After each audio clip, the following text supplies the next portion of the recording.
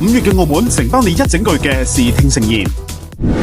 樂歌王蕭敬騰登陸澳門百老匯舞台，5月9號現炸開場。佢獨特嘅聲線駕馭搖滾同抒情，舞台爆發力十足，用最純粹嘅音樂同最熱情嘅現場點燃全場氣氛，帶嚟酣暢淋漓嘅音樂之夜。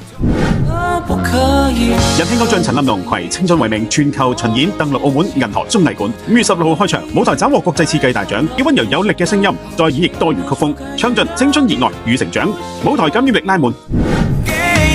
情歌王者李聖傑攜 One Day 直到那一天巡演登陸澳門倫敦人綜藝館，5月16號開場，穿透力十足嘅歌聲演繹心情，每首歌都係回憶殺，喺澳門夜空之下，用經典旋律帶俾每位歌迷最走心嘅感動與共鳴。